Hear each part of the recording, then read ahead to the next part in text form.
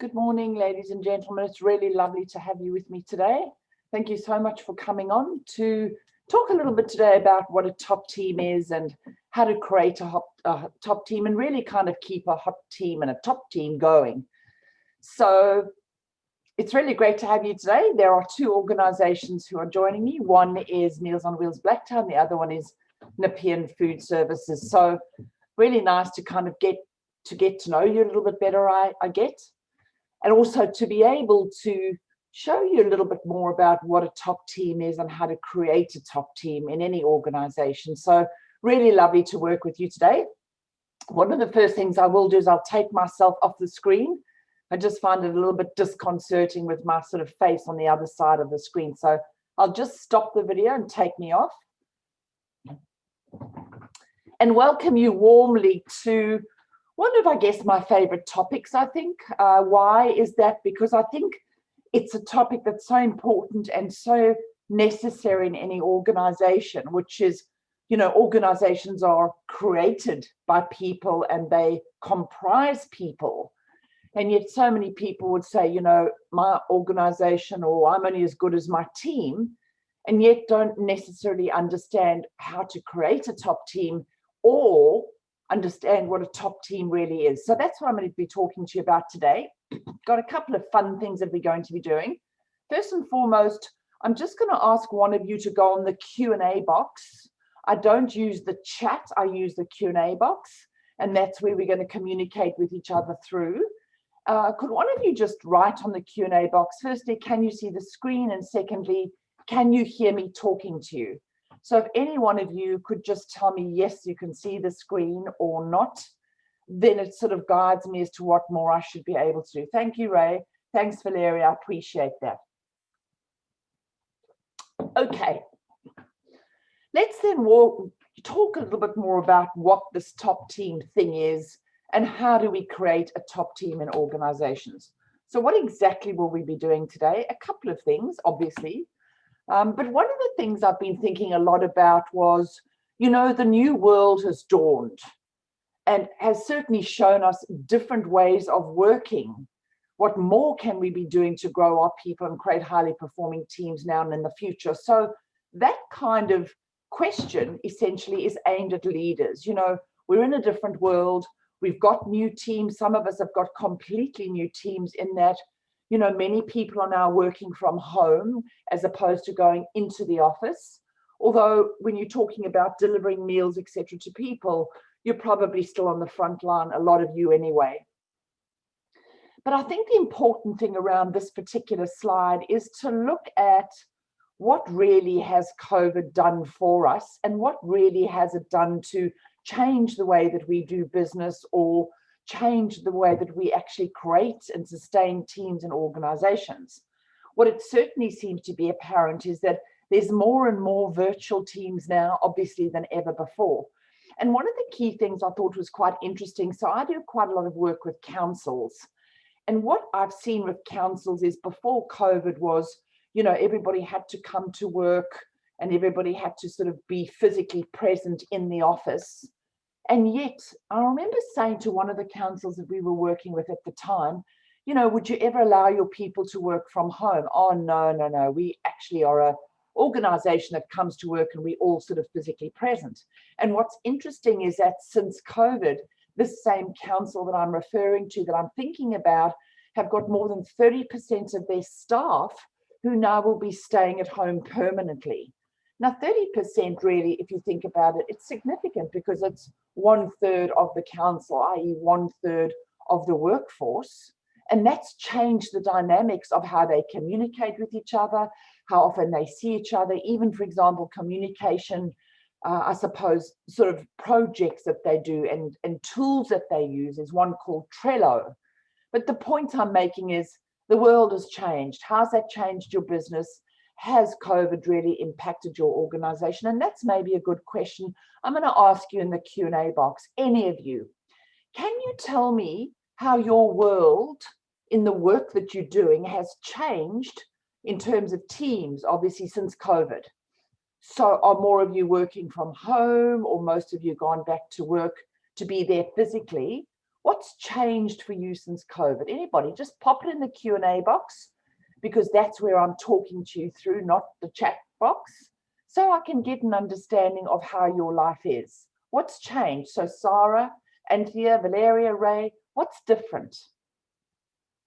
You know, what has this thing called COVID done? Interestingly, I wanted to be able to run these programs this year and talk about, you know, phew, now that COVID's over, it's fantastic, you know, because we've got a new world and we've kind of got rid of that problem. And I mean, it's wonderful that you've got this huge, you know, global virus or antivirus, sorry, that's come out in terms of medicine and shots that people can take. And I just don't think that we are over it yet. I think we've still got a long way to go. So saying, Sarah, you're saying some of us are working from home, but some of us are still in the office. I think that's a really important point, because even though, you know, you've actually adapted to this thing called COVID, it's obviously changed that some of you are now at work and some of you at home, whereas all of you used to be at work. We've digitized a lot of our documents, making it paperless. Well, that's a really fantastic thing, Leah, because that means in many ways we've sort of gone into the future, isn't it? Because the future is technology, the future is paperless, the future is doing things differently. And I like what you're saying, Ray, it's created more anxiety during COVID, and absolutely, you know, although you're saying, Anthea, a greater sense of community. So the interesting thing that you're all talking to me about is that COVID's brought some good stuff, but it hasn't always, you know, it hasn't always done that.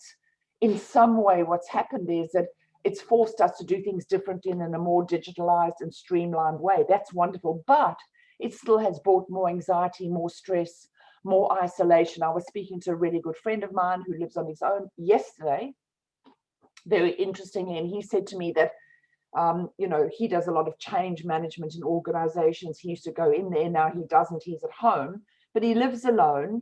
And the point of the story I'm making here is that he's actually experienced increased depression in this time. He's actually been a lot more anxious. And I think it's, you know, we know that there's been a very, very significant spike in mental health issues, in anxiety issues, but also in relationship difficulties. So I think it's really interesting that, as you say, Leah, allowing us to streamline our services, it's really great that you've been able to do that. Mark, you add a really interesting point. We've pulled together as a team to deal with this crisis, which has actually given us confidence to be able to handle the unknown. And I think that's a really interesting point, because I think many teams are actually capable of very much more than they may have thought they were, you know, before we had this experience called COVID. So I think COVID has brought a lot of good for us as teams, but also a lot of difficulties. So, you know, COVID, as a new world dawns, where are we? What are we doing? And I think it's wonderful that you've all been able to work out what you are doing. So the outcomes for the session, I work internationally. I'll explain who I am just now. Just thought I'd pop in these kind of fun people. And they all, I mean, it doesn't matter where the team is, obviously, it's irrelevant. All teams have the same challenges. So what are the outcomes? The concept of a work-based team. What is this thing called work-based? We're also going to look at the key differences between high and low performing teams, because people don't necessarily stop and think about that. But when we do, and we realize that maybe we're not as highly performing as we should be, that's often when we've got to stop, take a breath, and think about how we're going to move forward. You know, very often in organizations, I say so often, tell me your vision. And most people would say, not sure, something to do with aged care, or something to do with foster care, or something to do with, you know, selling phones. I work across industries, so it doesn't really matter. The people I'm asking, often people don't know what the vision is. They don't really know where the organization is. They come to work, they do their job every day, and they go home. I'm going to talk about the role of leadership in quality tasks and harmonious relationships, but I'm not only going to say that. I'm going to say the roles of each and every one of you on the line today in how you actually produce quality tasks and also create harmonious relationships. So these are key aspects of top teams that we need to really kind of nail in order to move towards high performance, given all of the stuff that we've come through and the good stuff and the challenges that COVID has brought to us. I'm going to teach you today, you may be aware, I guess that probably most of you won't, but there's been a lot of study around team development in organizations over a 25-year period. Why is that interesting to me? Because in the work that I do, it's really great to teach that, when you're in an organization, that there are stages that you have to go through in order to become highly performing that most people may not know, unless obviously they're in this industry, the training and development, and that's fine. But it's also interesting that when I take you through these 5 stages, I'm going to liken those 5 stages of organization teams to also those 5 stages of family teams. Because families, we are actually teams working together, either doing it well or not doing it well at all. And so we need to start thinking about, teams actually cross all aspects of our lives. And if we really nail this thing called teams and become highly performing across all of our lives, like at work and at home, we start living really effective lives. We start really everything comes into place and everything's much more enjoyable. So I'm going to give you some key tools to use to move high performance towards your teams, and also talking a little bit about the styles of leadership that I think you could use with your team in the modern day world. Now, the styles of leadership, what I find is that a lot of people don't necessarily know what they are, or if they do, they don't necessarily follow what they are. And I think if you're running a team, it's important that you understand the styles of leadership and why particular styles in today's world may not be as relevant as others.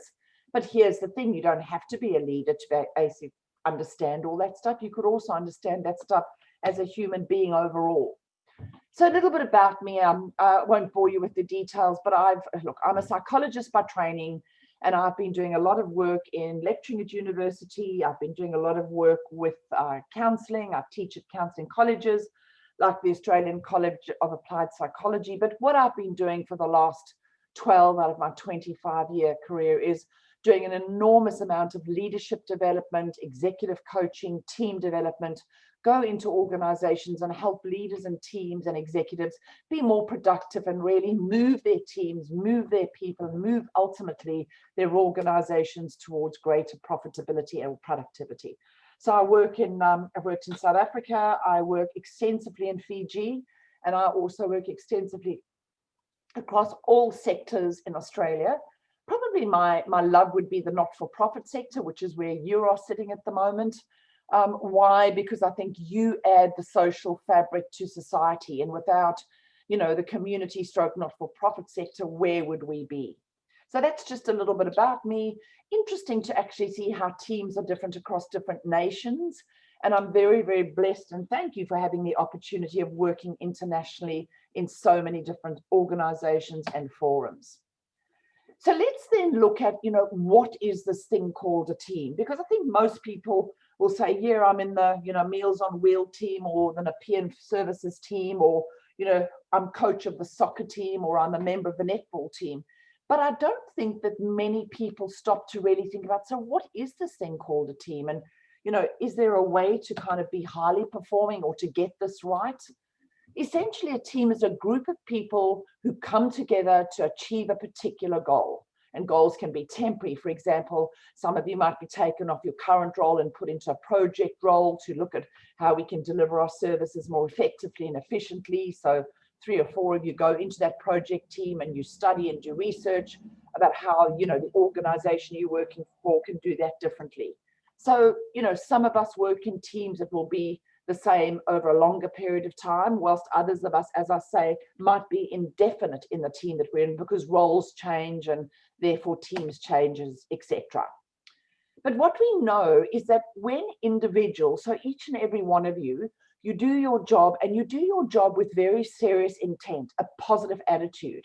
You are owning and you're responsible for the role that you do, and you really take care in producing top quality outcomes, as opposed to spelling mistakes sent to your GM, or you've left out half of a paragraph and sent it through to the board to give them a report without checking.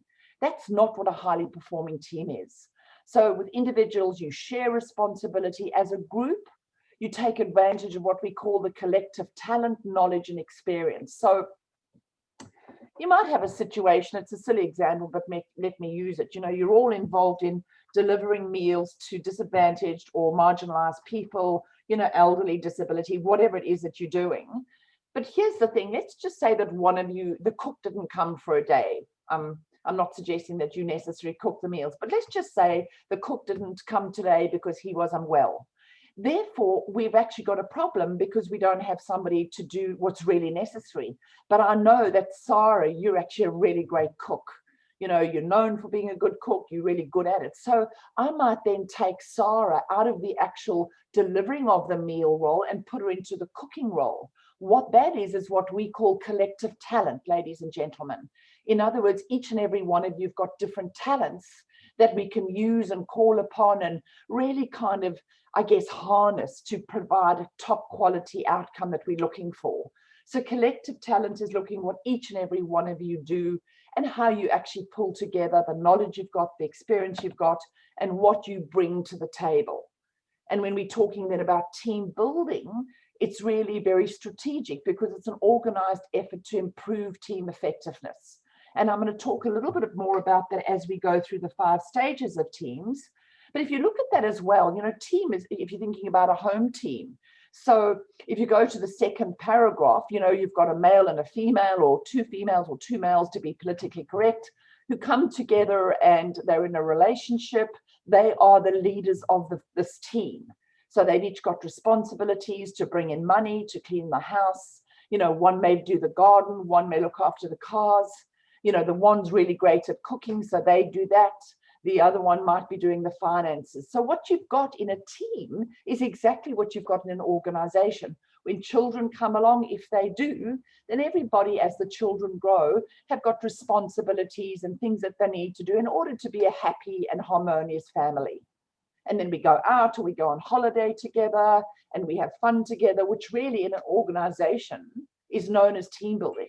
But in homes, in relationships at home, what it is that, we're working together to have a really great team. And so we're all responsible for our chores. And I don't think many people think about it like that. I think we more so, consider teams at work as opposed to teams at home.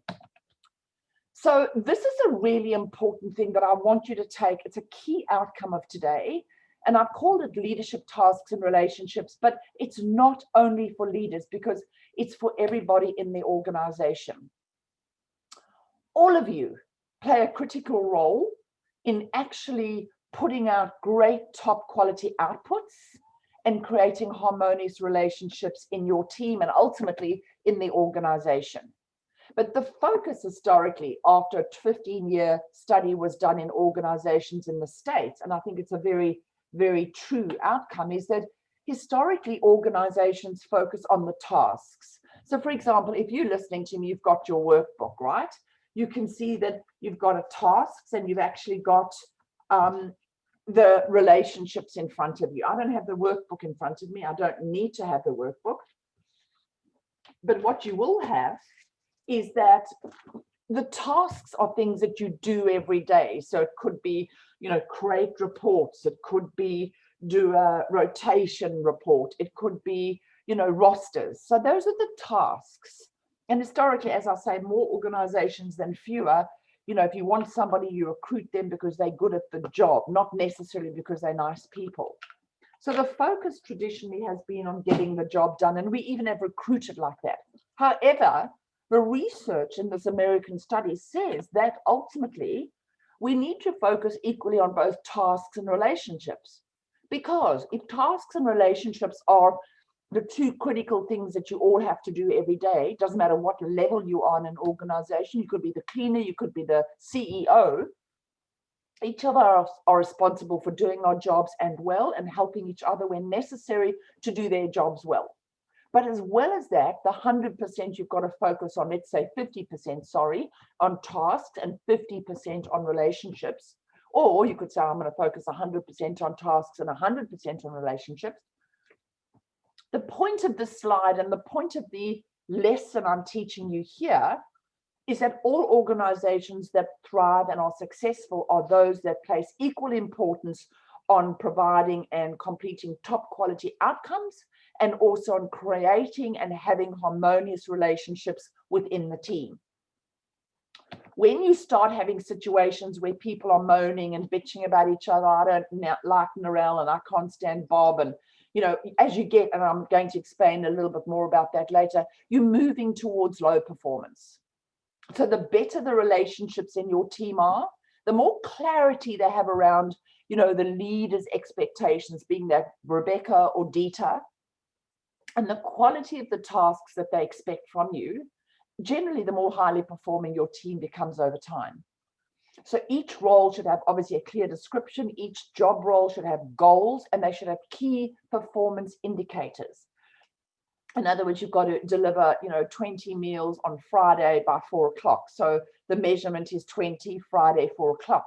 You've got 3 measurements there, but a lot of roles in the not-for-profit are, we've just got to deliver meals each week.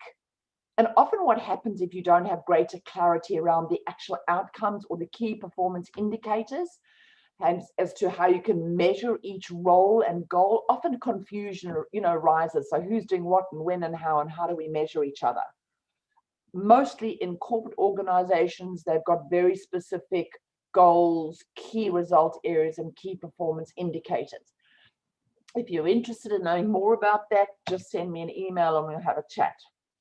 One of the other things that's critical is to evaluate and measure performance. Very often in organizations, even one I was working with yesterday, they want to increase their business this year. By how much? I say, they don't know.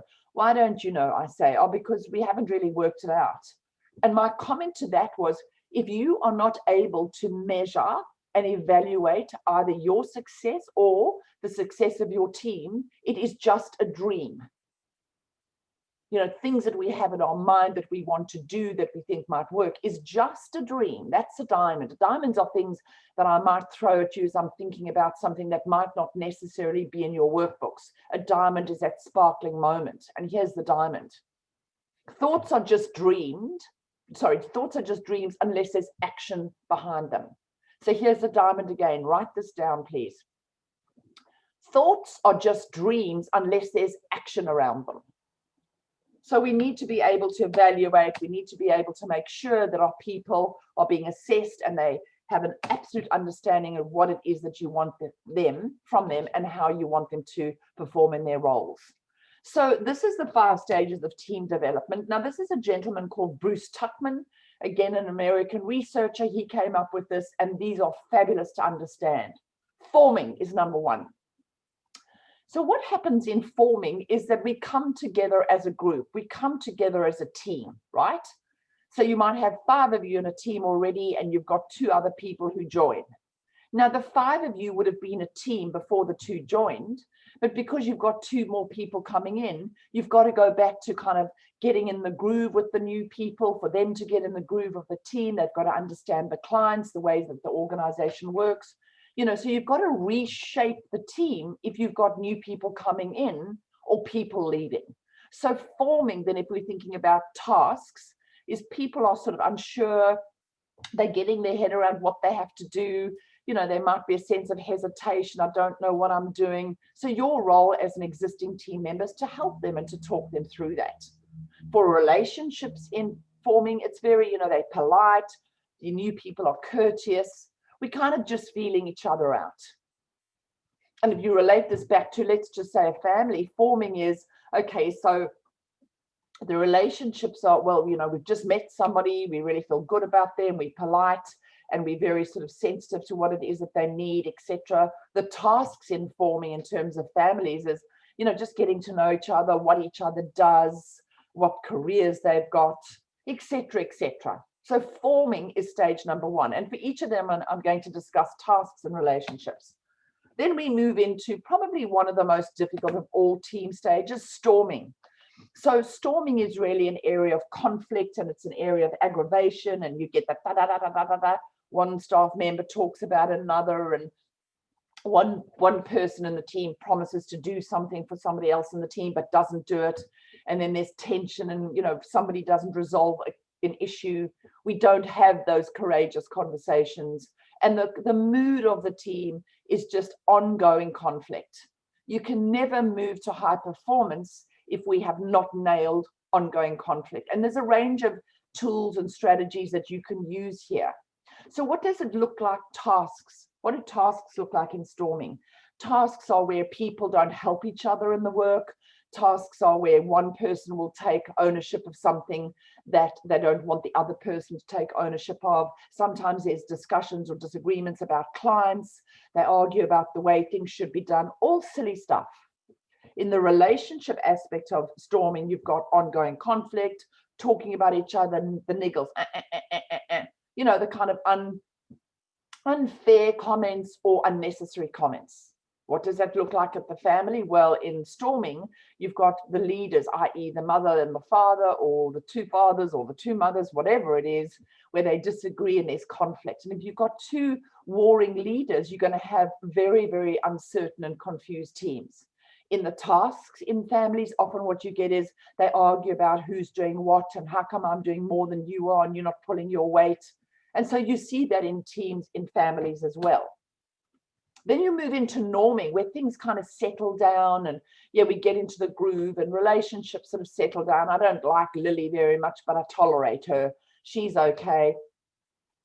And, you know, we sort of settle down and some of the kind of greater agitation around the relationship conflict sort of settles.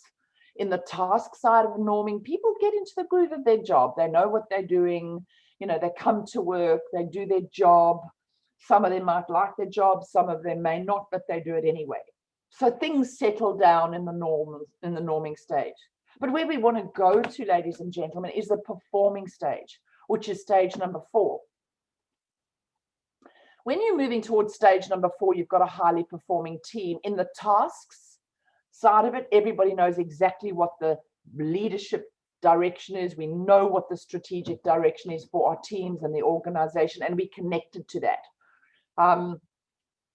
We know our roles very well. We've got goals that we achieve. We've got clear performance indicators. We evaluate what we're doing, and our leader evaluates what we're doing. Everybody knows what they're supposed to be doing. If we struggle in one task, then our leader sends us off to get training in it. So there's a great emphasis on the team being developed and grown so that they can be really good at their job. On the relationship side in performing, you would see harmony, you would see fun, you would see people engaging with each other, laughter in the workplace, really kind of connection. You also still and always will get conflict, but they've got a code of conduct that they live by, or a statement of expectations that kind of guides the behavior that they're showing.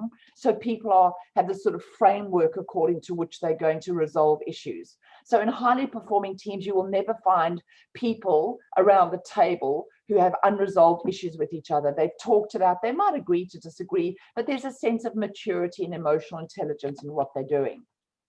And the morning stage really is, you know, there's one of the team leaves, or one of the team, you know, is promoted into another position. So the dynamics of the team are changing. If you move one person out, the shape of the team changes.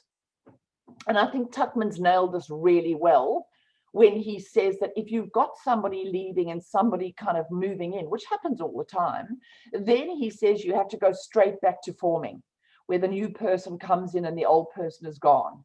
And then he says you go from forming to storming to norming, and you've got to keep moving towards performing all the time with an equal focus, as I said just now, on the tasks and the relationships.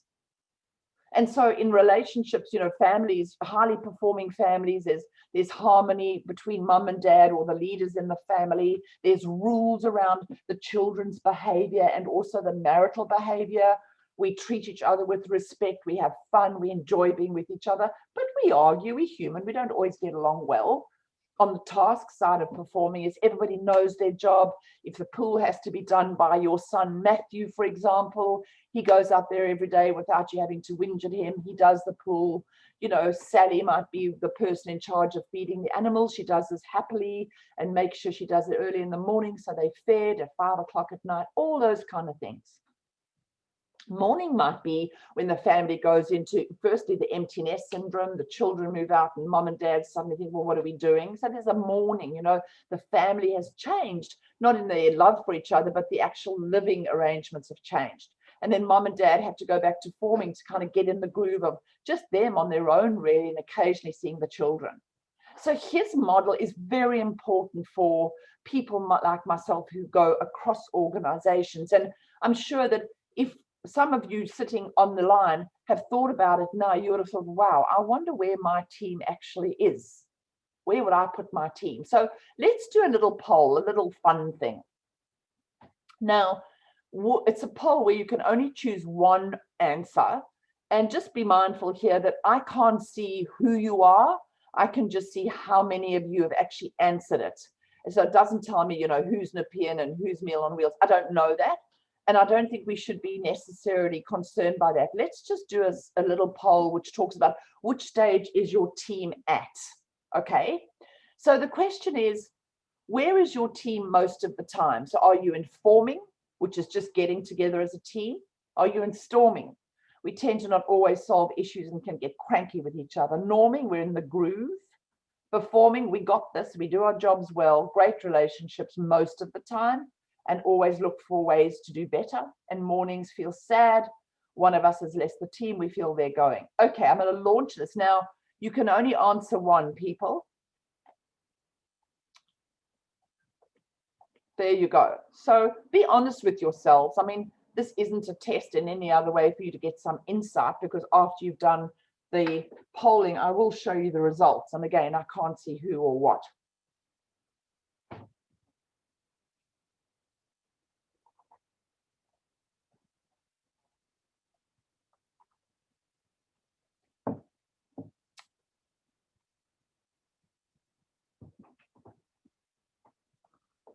All right, interesting.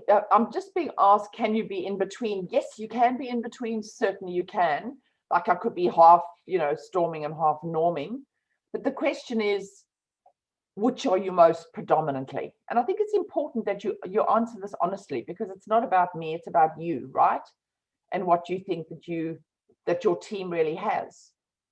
I know in the past, most people want to put down performing, but really think about, are we great at our tasks? Have we nailed that? Are we good at what our job is? Do we look for continuous improvement? And, do we have a lot of harmony? Do we work with each other? Is it fun and engaging? So don't be seduced into putting performing. Really think about it. Are you really? Because if you're not, be honest with where you think you are.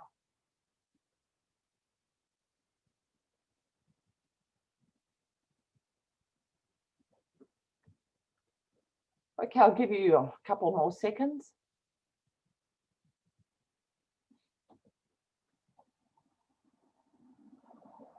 Okay, so let's just have a look. I'll end the poll now, and then what we will do is we will just have a very brief chat around it, and then I'll keep on moving on.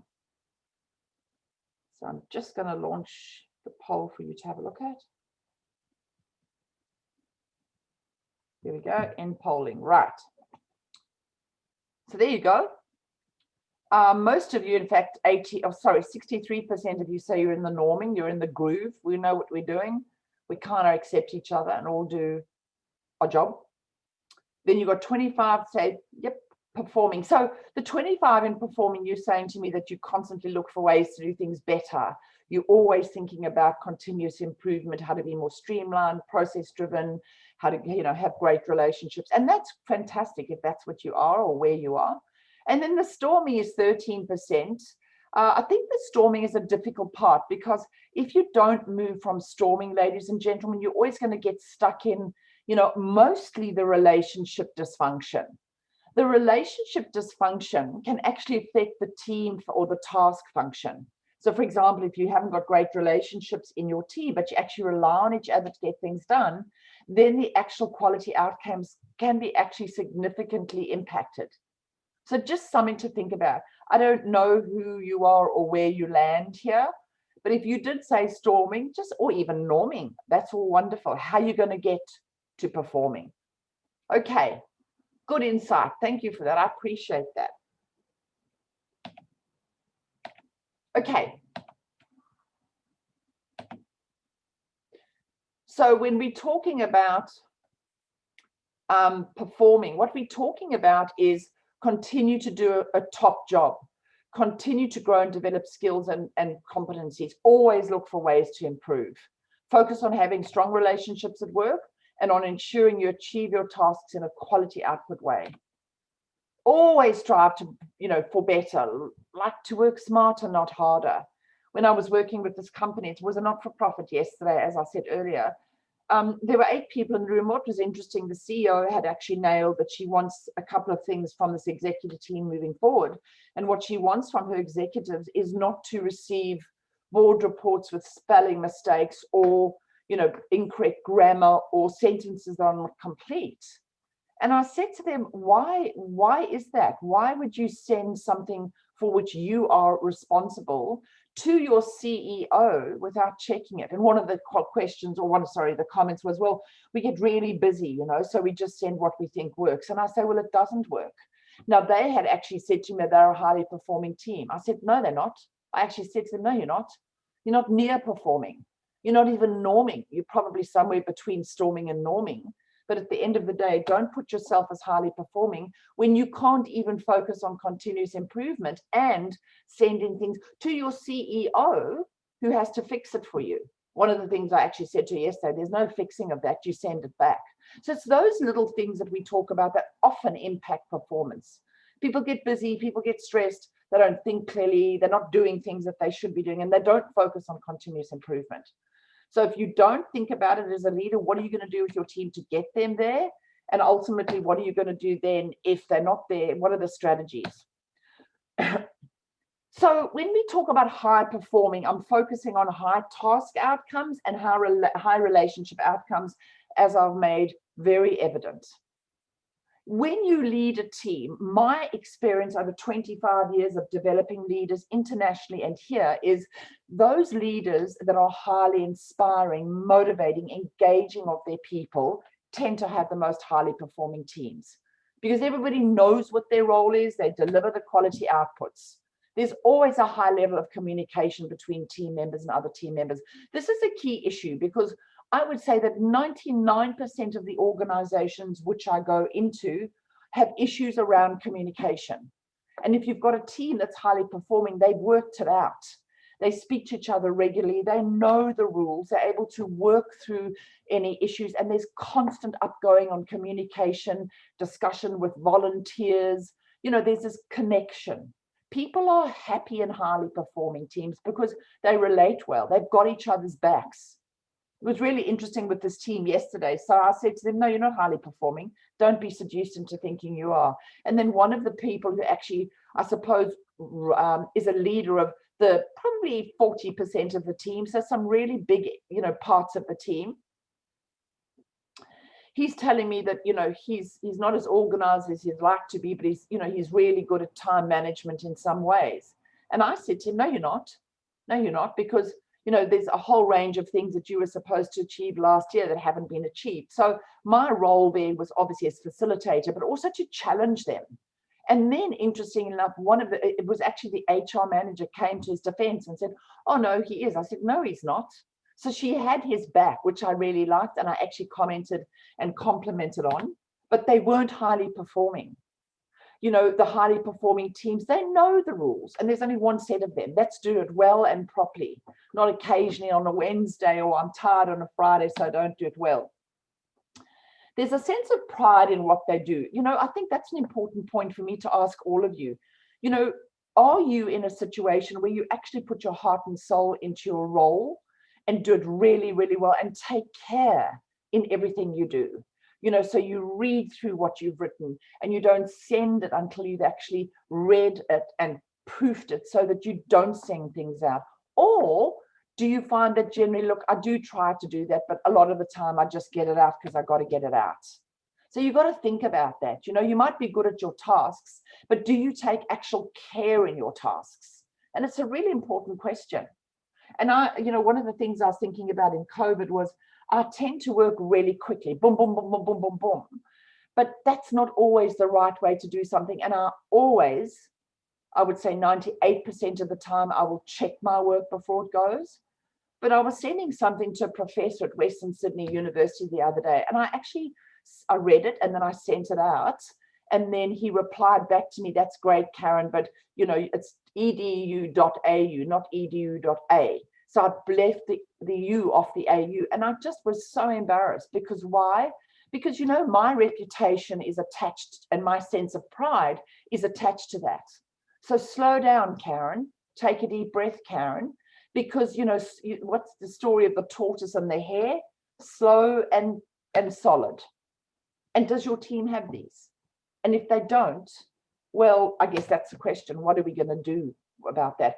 When I walk into teams and work with teams and leaders, and I ask, you know, do you ever hear the saying, that's not my job? If you hear the saying, that's not my job, you do not have a highly performing team. In fact, you're in the storming stage. Storming stages is when people don't help each other. They don't work with each other. You know, that's Mabel's job, not mine, even though we're in the same team. What I like to see in high performance is, you know, that's actually not my role, but I'm so happy to help because I really value this person and we really want to be a highly performing team. So if you have, it's not my job, and you hear that around the traps, have a discussion with your leader, and then as a whole team to start getting rid of that really kind of storming mentality, that storming attitude. Don't tolerate that. So what are some of the tools and the strategies that you can actually use? And what I will do is I will send these to you after the session, but you need to have a vision. You know, I know that both of your organizations have a vision. Do you all know what it is? Are you able to tell me, if we're sitting in or standing in an elevator, exactly the wording of what the vision and the purpose of the organization is? Or do you stumble? I asked a chair of the board 2 years ago, what's the vision of your organization? And his comment to me was, oh, look, it's something to do with aged care. You know, we provide something in top quality aged care. Now, I was working with this board as a team, right? And not one of them could actually identify, or more importantly, clearly articulate exactly what the vision was. So here's the thing. If leaders of teams don't know where we're going or in which boat we're rowing to get where we're going, how on earth do we expect team members to know? So there should be ongoing discussion about what's the vision, what's the purpose, because those are the things that motivate your people. We're here for a reason. You know, people are drawn to the not-for-profit sector because of the type of people they are. They want to make the world a better place. And as I said when I started, thank heavens for them. But they've got to be driven. They've got to be understanding what's their why. That's the question. What is their why? Excuse me. We need to make sure that each of us are responsible and accountable for absolutely everything we do. So the way that we behave, the way that we dress, the words we use, the way that we do our work, the way that we interact with each other, it's about standing up and being responsible and accountable, because that's what you're paid to do. There's nothing nicer than an optimistic leader. Tell me on the Q&A box, have ever any one of you worked for a leader who's negative, grumbling, moaning? I want you to tell me, I won't mention who your name, what was that experience like for you? To have a leader that's just negative, hardly greets you, ignores you some of the time, is sarcastic. Have you ever worked for somebody like that? And what was it like? You know, one of the greatest experiences I think around leadership is if you've got an optimistic leader, that's an attitude that I can work with. I love working with leaders or people or teams who really have their heart in the game. They're trying hard to do a good job. They might need some skills development. That's fine. We all do. They get the skills development and then they start to really flourish in the role. And part of that flourishing is optimism. You will never be a highly performing team if you're not optimistic. Okay, so I haven't got any responses yet. I think it takes a little while to come through. No, I do. So one of you said, made me feel isolated with no support at all in the role. And it was hard for you to provide an excellent service to the clients. That's such a good point, because if you're not happy coming to work every day, if there isn't that sort of zip in your step, yay, I'm going to work today, as opposed to, oh my God, I've got to go and endure the team, you'll never be highly performing, because people haven't got the attitude to provide highly, quality outcomes. And it's really, I think it's, when you've got an unhappy workplace, as one of you say, you've got to watch out. Why?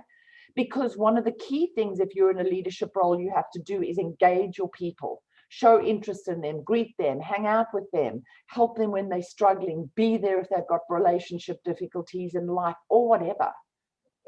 It's horrible and makes you upset. Exactly. And then it questions your value in the team. And then what happens is, yep, you left, one of you, along with a few other staff members. And you know what the sadness is? That organization loses because you go. Why? Because you haven't got a leader that really motivates and helps their people. Now, a SWOT analysis is something where it's an organizational tool. I don't know if any of you have done it, but SWOT stands for strengths, weaknesses, opportunities, and threats. And I know that it's in your workbook because I remember designing it in there. So what it is generally a SWOT analysis gives teams that sort of high helicopter look at what's going on in our team. What are our strengths, our weaknesses, our opportunities, and our threats? And what the idea behind that is to look at the weaknesses as an example, and to the right of the weaknesses, design an action plan of what's going to happen, who's going to do it by when, how we're going to evaluate it, so that each item that's on the weakness and each item that's on the opportunities or the threats are actually have been captured, and you've got action plans, let's say, for the weakness to turn the weakness into strengths. Now, when you do the SWOT, the important thing is that you've got to keep revisiting it. Are the weaknesses becoming strengths? Are the threats turning into opportunities? And it's a tool for continuous improvement. Should be done every January and should be done every July, every 6 months. And really what it is, it's just striving for continuous improvement. Personality types and how to deal with them. So one of the sessions that you have, you're going to be or have been invited to is the Communicating with Confidence series. And I talk about personality types and how to deal with them in the workplace. I think it's in the second session. The fact is that we are all different. The fact is that we weren't born to be the same, and thank heavens for that. So how do we deal with each other? What's the way? What's the rules? Team meetings, I find, are often a waste of time. Do you have an agenda? Do you have outcomes? And if you have outcomes, who's doing what by when? So like an action plan and outcomes from team meetings. I think a lot of the time team meetings are just held to have team meetings. Really question whether the meetings you have or have to attend are worthwhile or not. Really look at how you reduce stress and increase team resilience. So for example, if you feel that Johnny's got more work on his plate than Samantha has, maybe try and redistribute the workload. You know, it's really key to think about how you can manage your stress as a team or as an individual or as a leader, because the more we're able to manage our stress well, the greater we become more resilient. So that's a diamond for you, which I'd like to write down. The more we manage our stress well, the more resilient we become. That's making sure that you are structured in the way you work, you organized, you have time frames, you go, you know, for a walk on the beach, you look after your weight, you make sure you don't drink too much, all those kind of stuff. We need to make sure that stress is absolutely under control in any job that we're in, because stress kills, as you know. This particular team effectiveness questionnaire is a fantastic tool to keep sight of how your people feel about things. And I will send it out with the SWOT analysis as I do after the session. So the team effectiveness questionnaire is just the most beautiful, simple tool, and it aligns itself to a flock of geese. And I learned some really interesting things about geese. Geese are very structured. They're very, very organized when they fly, and they fly in a V formation to be more, you know, efficient up there. And what you've got the one in the front, and this V formation is those behind keep on honking to encourage each other and the leader. So there's support, there's validation. If the leader gets tired, the leader then drops into second or third position. Another goose will go into the front of the lead. Really fascinating stuff, I think, you know, very sort of aerodynamics. And if one of the geese, for example, falls to the ground because they're unwell, another goose will go with that to look after that goose whilst they pass or decease. It's so interesting. And that's exactly what we should be doing with each other, following our leader, encouraging each other, you know, working together in that V formation, looking after somebody in the team who isn't well. And what the effective questionnaire does is help you look at what do we do well, where don't we do things well, and how can we improve. So the vision and purpose is critical. I've just explained. If we're all in the boat rowing together, but we don't know where we're rowing, then we're just going to go round and round in circles. And if you don't have a purpose to get you out of bed in the morning or get you out of bed as a team, you're going nowhere. Now, I know that in the work that you do, you certainly have a vision. Do you all know exactly what that is? And do you discuss it regularly with your teams? Do you all have a purpose around, delivering high quality products to people at their homes? Is that your purpose? But sometimes the purpose is obviously why. What's your personal why? Why do you do what you're doing? Because unless I think we have purpose in our lives overall, I think lots of us are lost. I really believe a lot of us are lost, sort of thinking, what am I really passionate about? Where do I want to be? How am I going to do that? And that's a really important point. And then the age-old thing I'm often asked about charisma, what is this thing called charisma? So it's a really interesting thing. What do you think charisma is, people, in a team, in a leader? What does charisma mean to you? And do you think it's important to have as a leader? I'm really interested. Just pop your answer quickly on the Q&A box. Whilst you do that, I'm going to change this screen to a YouTube that I want to show you. Obviously, one of my favorite movies ever, good old Braveheart. But, the reason why I chose this particular, vignette for you is because it so clearly shows you how he, as a man, is leading his people, whilst I wait for you to come back to me. Okay, so what, Leah, you say it's important for a team leader to have charisma because it allows the team to relate to them. I think that's a really good and important point. Does anybody else have anything else they want to say about that or about leadership overall?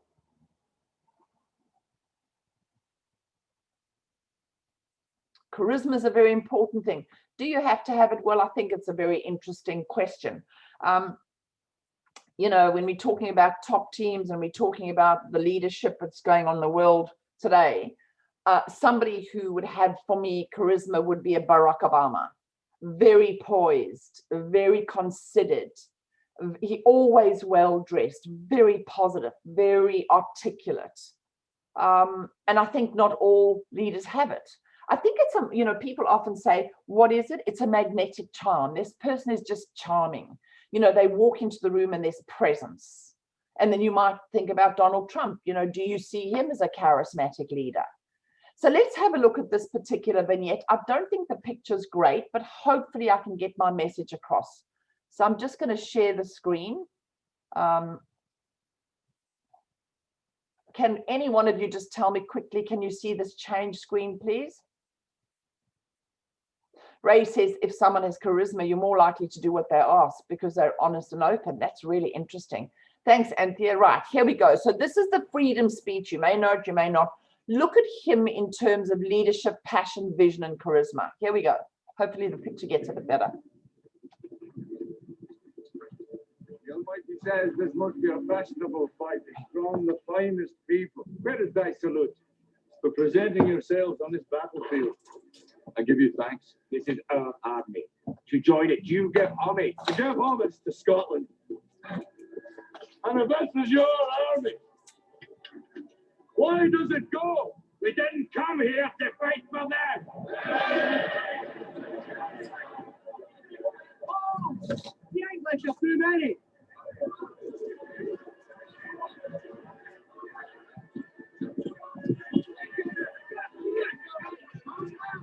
Sons of Scotland, I am William Wallace. William Wallace is 7 feet tall. Yes, I've heard. Killed men by the hundred. And if he were here, he'd consume the English with fireballs from his eyes and bolts of lightning from his arms. I am William Wallace. And I see a whole army of my countrymen here in defiance of tyranny. You come to fight as free men. And free men you are. What will you do with that freedom? Will you fight Against that? No! We will run! And we will live. Die. Fight and you may die. Run and you'll live. At least a while. And dying in your beds many years from now, would you be willing to trade all the days from this day to that for one chance, just one chance, to come back here and tell our enemies that they may take our lives, but they'll never take our freedom?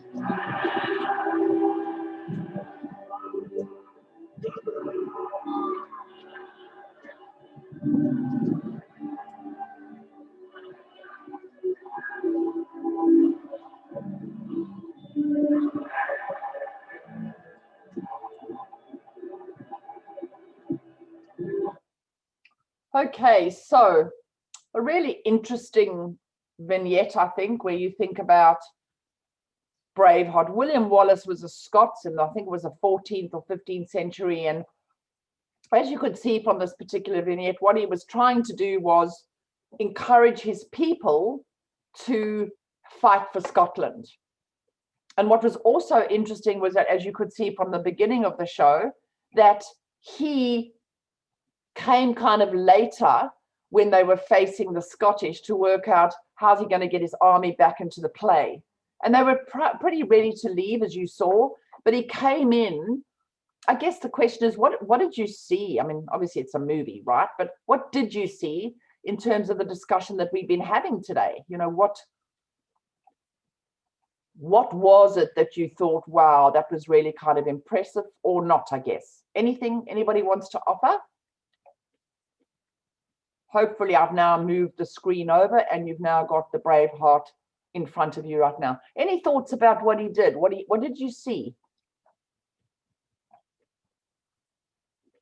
Okay, let's have a look at the Q&A box. Oh, consistency. That's interesting, Amber. Consistency is such an interesting concept when you're talking about leadership, because it's great to have a consistent leader that you can rely on to be the same. You know, it's very difficult when you're in a situation, your leader or even another team member of yours is, you know, you never know what they're going to be like, unpredictable.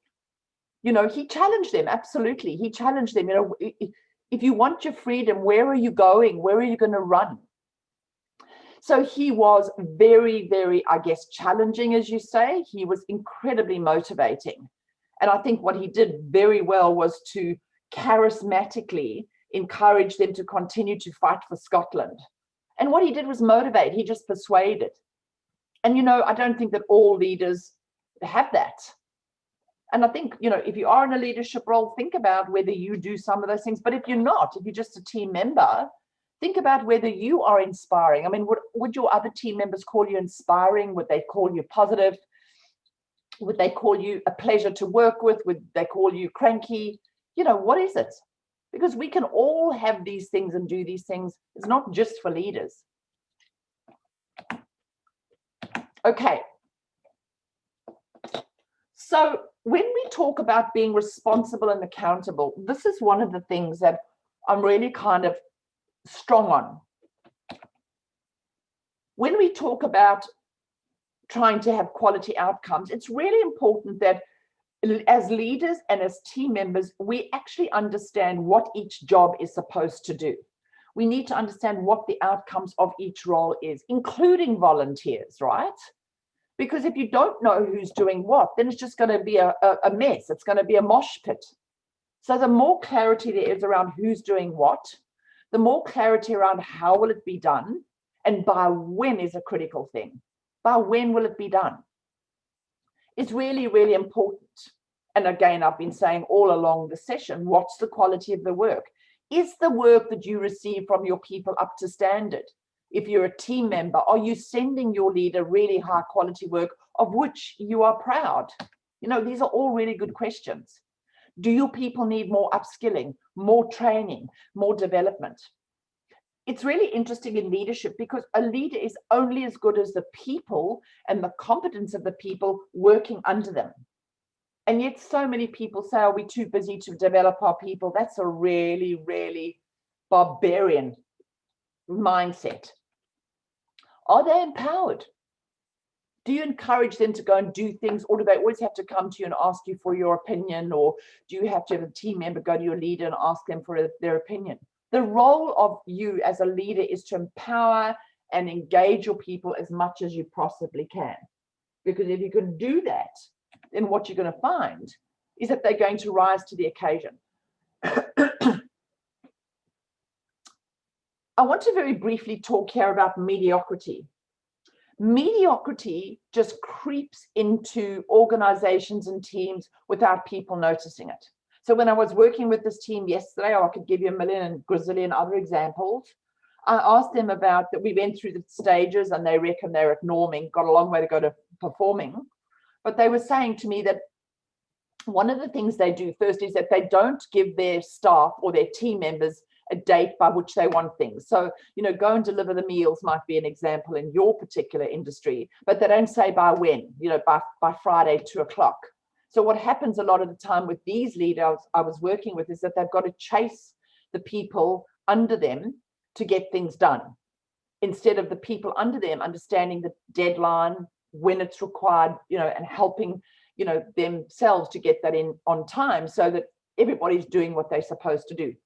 So if you don't have clear outcomes by when, standards of quality, you might get people at times saying, well, I didn't know, or it's not my fault because I was waiting for Johnny to give me the information. Don't tolerate that. If you're a team member, don't tolerate that. You are all responsible and accountable for everything that you do in your organization. That's key. And that's often when you get, that's not my job. Everything is everybody's job. We are here for our organization, and we're going to do it individually and collectively as a team as best we can to be as highly performing to deliver whatever it is we need to do. And we're going to enjoy it. We're going to be purposeful and passionate, and we're going to love working together. That's it. That's what you're after. So again, I'm coming back to this, but it doesn't have to be leader. You can take the word leader out and put their, team member. See the positive in all situations. I find sometimes when I'm working with teams, they're so quick to find the can't do, that won't work. We've tried before. And I always say that here's a diamond for you. You ready?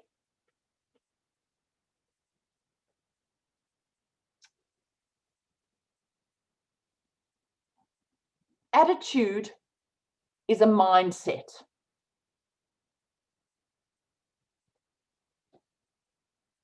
Which can bring about the success or the failure of any team or organization.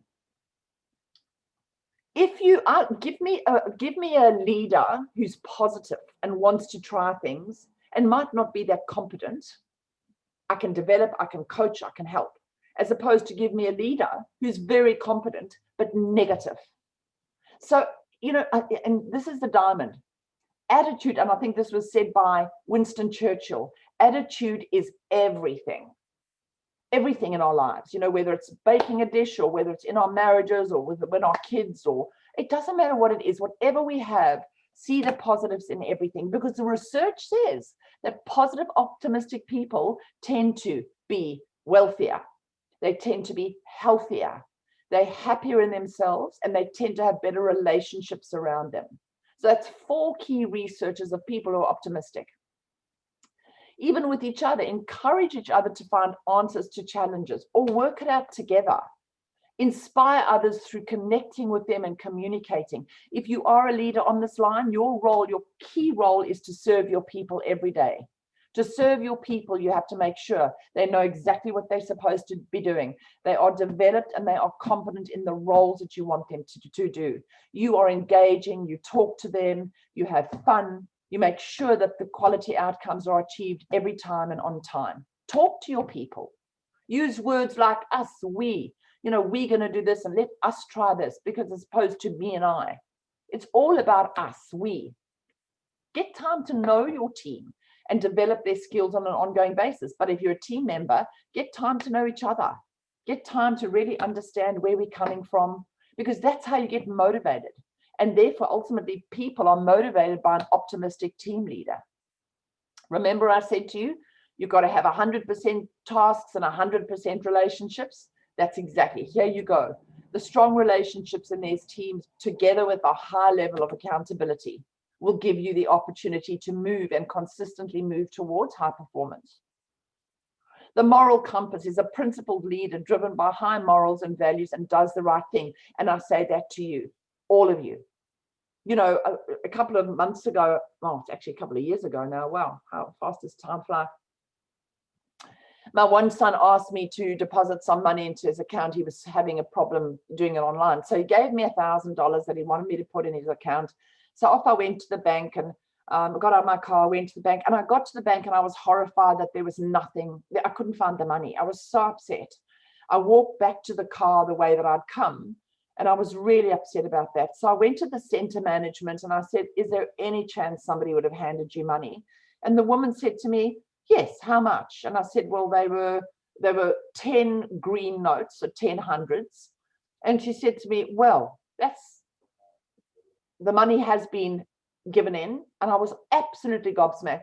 She said, it's not 1,000, but it's 900. So God bless whoever it was. They picked it up, took it to center management and took a cut. I was happy with the cut. That's what I'm talking about, the moral compass. Do the right thing when nobody's looking. Be principled, you know, all of us need to be. This is a SWOT that I was talking about earlier as a continuous improvement tool. I don't know how many of you have done SWOTs, maybe you have, but a SWOT is two parts. Firstly is you've actually got to conduct the strengths, weaknesses, opportunities, and threats. But then you've got to actually attach to that an action plan of how you're going to turn weaknesses into strengths and threats into opportunities. Should be done every 6 months with every team. And just remember, it's a tool of continuous improvement. And then from here, you create goals where you outline who's going to do what to turn a particular weakness into strength and by when. And you measure it, you evaluate it. Again, measured on an ongoing basis. This is one of the sessions that I said earlier will be in the communicating with confidence. I think it's session 2. But we're all different. You know, what makes them wrong and me right? We all like doing things in our own way. Differences are good as long as we can tolerate each other's differences and communicate about them when frustrated. Have a look at your marriage, right? Is this not our marriages for those of us who are in relationships? We're different, thank heavens. I've got my way of doing something. My husband's got another way of doing something. It doesn't mean that he's wrong and I'm right. It just means that we're different. The real issue is how do we communicate the differences and accept each other and, you know, understand each other and still have great marriages, great relationships. That's exactly the same in your team at work. There's no one type of personality that's better than the other. It's just we're different. But we have to use differences to help us work productively and efficiently. I'm known as the kind of head of the organization. I do a lot of talking, obviously, and I tend to be big picture, and I've got another staff member who's very attention to detail. And sometimes we get into strife because I've got the big picture, she's got the small picture. But here's the thing, she's a wonderful asset because I can make decisions thinking that, yeah, that sounds like a great idea without really looking at the potential ramifications or consequences. So her way, her personality is to look at the detail, mine's big picture, and we work well together because she's always checking me. But, you know, me being out there and future focused is helpful to the organization. So think about your team. If you are different, how can you work better together and more efficiently?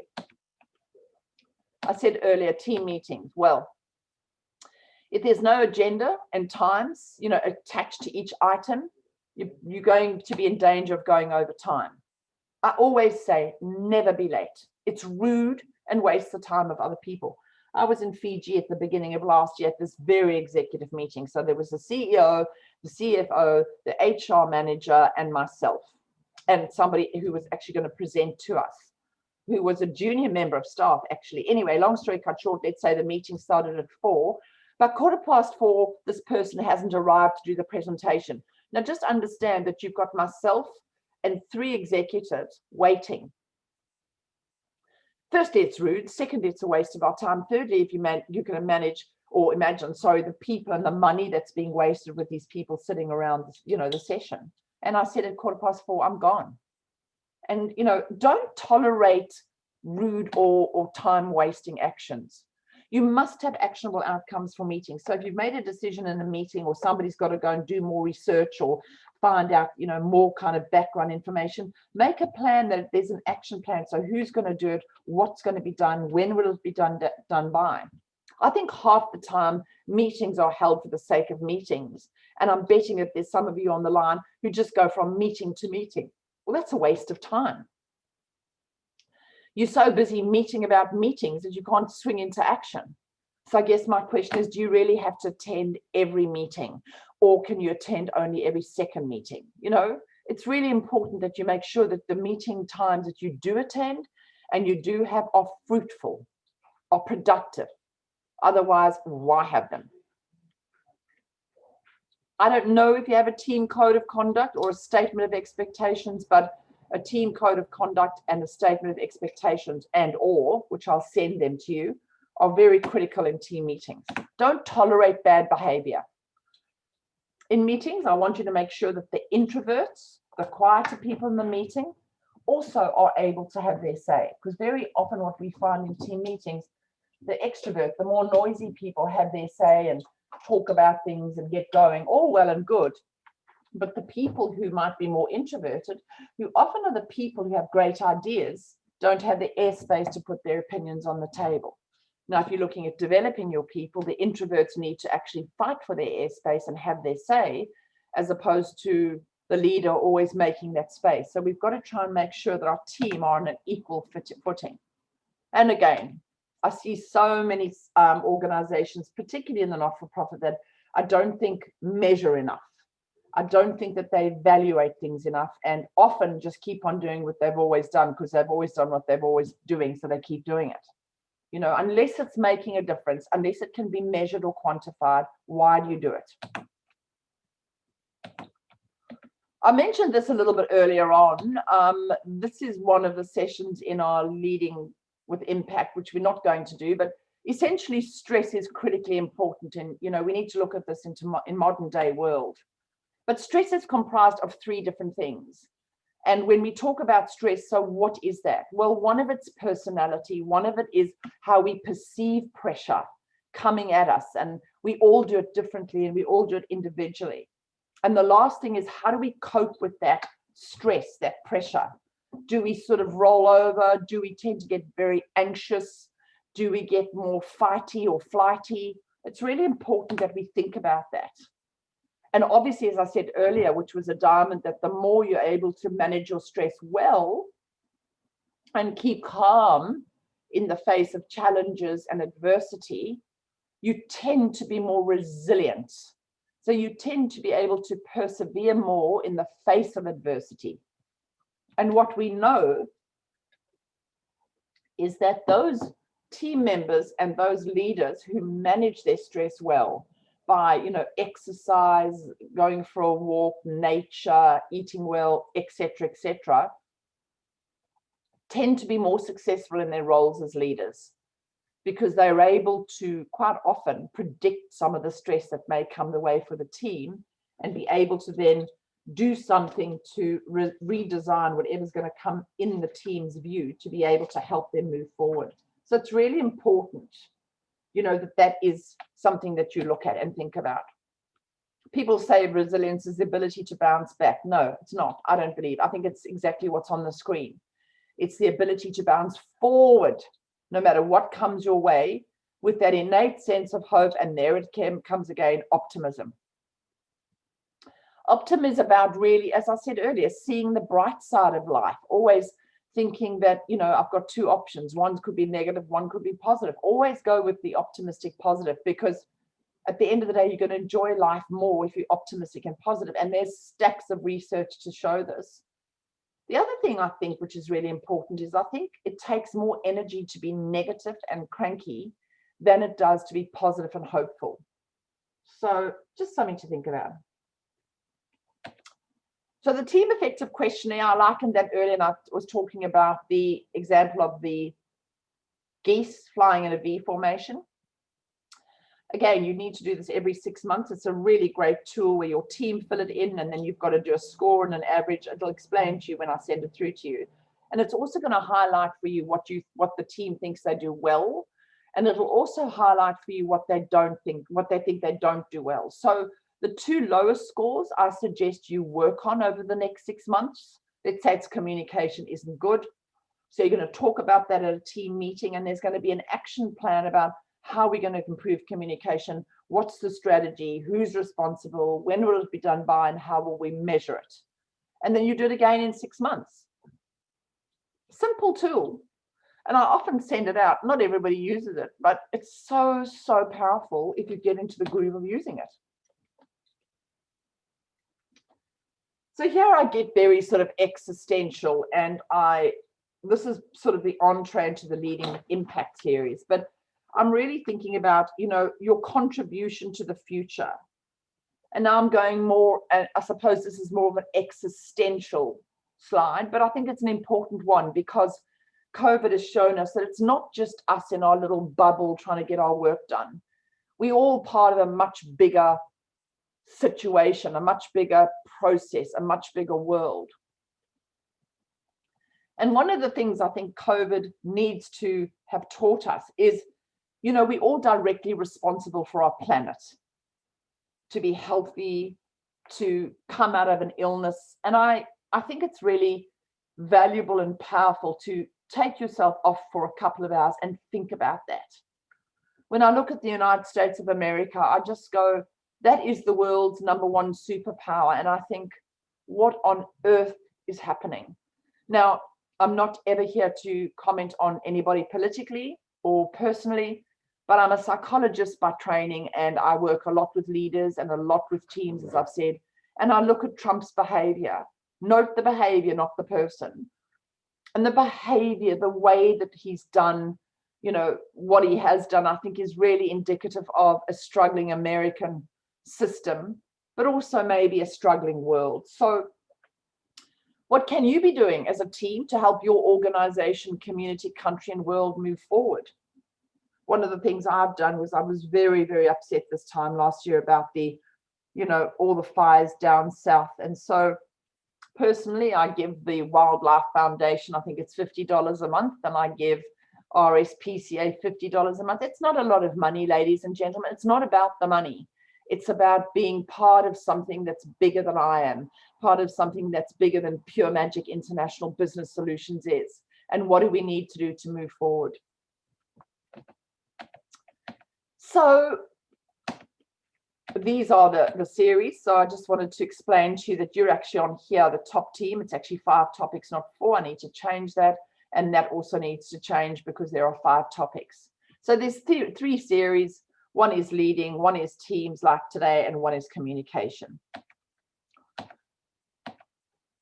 At the end of your workbook, you will find some reflective questions, which I'm posing to you to think about individually, but also if you're on here as members of a team, why don't you share it with your team? Why don't all of you try and go through the presentation, make the presentation a key focus of a team meeting, and maybe the outcomes of what I've shown you and the stuff I've been thinking about and talking with you about.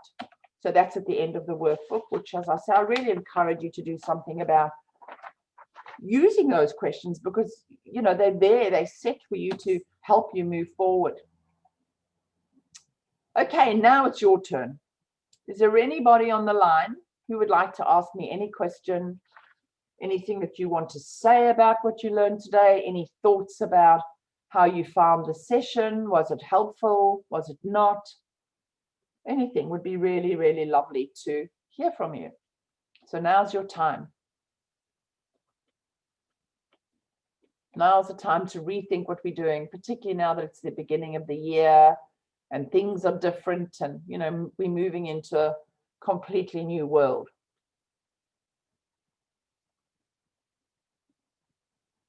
Okay, well, I can't see any. But here, as I move forward, this is where you're welcome to contact me at any time. Leadership team, coaching issue, staff issue. Follow me on LinkedIn. I do a blog most days, and I'm talking about a whole range of different things. You're welcome to check our website out. Really, really lovely to work with you all today. Please feel free to email me after the session if you would like to about any question you may have. And thank you, Dita. And thank you so much, Rebecca, for giving me this unique and wonderful opportunity. So I've loved working with you today, and I look forward to working with all of you over the next sessions that we've got. So yeah, and I really hope you can take some of the stuff today and make a great and wonderful, highly performing team. Take care. I'll send you the tools, and all the best.